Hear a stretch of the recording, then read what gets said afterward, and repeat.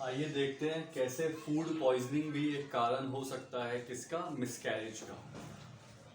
कुछ कंडीशंस यहाँ पे होती है मेनली जो देखी जाती है, जैसे लिस्टेरोसिस होता है, typically found in unpasteurised soft, ये सॉफ्ट होगा यहाँ पर, अनपास्चराइज्ड सॉफ्ट चीज है ना, या फिर रॉ और अंडरकुक्ड सी फूड में। लिस्टेरोसिस कैसे होता है कि टिपिकली जो होता है इसका जो कॉजिंग एजेंट होता है वो किसमें मिलता है, सॉफ्ट चीज में, unpasteurised. Pasteurisation is the process by which we kill germs and micro organism.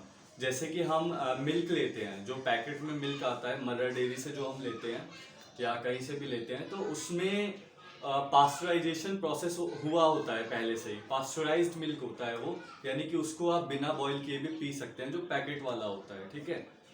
तो इस प्रोसेस को कहते हैं पास्चराइजेशन, यानी कि माइक्रो ऑर्गेनिज्म को मारने का प्रोसेस।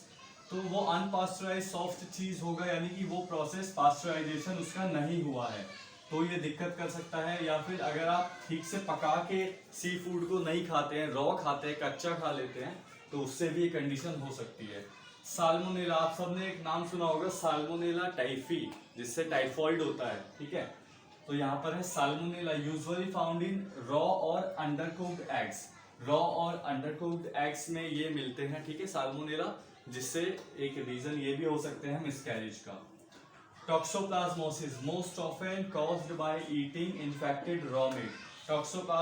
टॉक्सोप्लाज्मा होता है एजेंट और टॉक्सोप्लाज्मोसिस होती है बीमारी, जो अंडरकुक्ड ज़्यादातर अगर हम मतलब रॉ मीट खाते हैं या फिर ठीक से पका के नहीं खाते हैं तो उससे हो जाता है ये भी।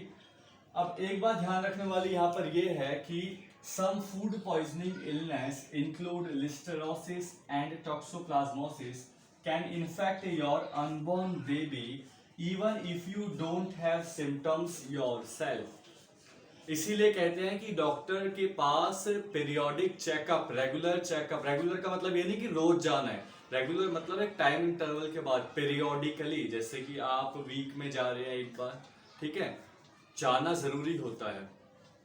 क्यों? क्योंकि देखिए यहाँ पर क्या आपको मैं बता रहा हूँ, some food poisoning illness including listeriosis and toxoplasmosis. Listeriosis और टॉक्सोप्लाज्मोसिस और ऐसे ही कुछ और फूड पॉइजनिंग इलनेस, जो कि हम यहाँ पे सब कवर नहीं कर सकते हैं, लेकिन मेन हमने पढ़ लिए।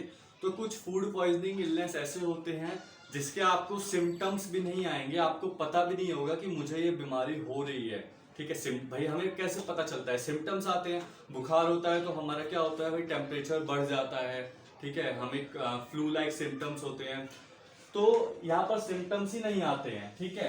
तो जब तक आपको पता चलेगा वो आपके बेबी को हार्म कर चुका होगा, तब सारा खेल समाप्त हो चुका होगा। तो क्या इंपॉर्टेंट है यहाँ पे, आप रेगुलर डॉक्टर के चेकअप लेते रहें, वो आपको गाइड करते रहेंगे, ठीक है, क्योंकि इसमें पता चल नहीं पाता है और हार्म ऑलरेडी हो चुका होता है। तो इस तरीके से फूड पॉइजनिंग हमारे मैटरनल हेल्थ को अफेक्ट कर सकती है, ठीक है। इस चीज़ का ध्यान रखना चाहिए खासा। गंदी कोई चीज़ हमें नहीं खानी चाहिए, अच्छे से हमें कुक करके खाना चाहिए, और कुछ भी हमें नहीं खा लेना चाहिए, डॉक्टर की गाइडेंस से हमें सारा काम करना चाहिए। मेन चीज़ है डॉक्टर की गाइडेंस, मैं बार बार बोल रहा हूँ, रेगुलर चेकअप एंड डॉक्टर की गाइडेंस। सो आई होप ये मिसकैरेज की सीरीज आपको समझ आई होगी एंड इससे आपकी कुछ हेल्प हुई होगी। अगर कुछ भी समझ में आया तो वीडियो को लाइक कर देना, सब्सक्राइब कर देना, और जिनको ज़रूरत होगी उनके साथ शेयर कर देना। ऐसे ही और भी यूजफुल टॉपिक्स की वीडियो आपको मिलते रहेगी। Thank you so much. Abhishek signing off for now.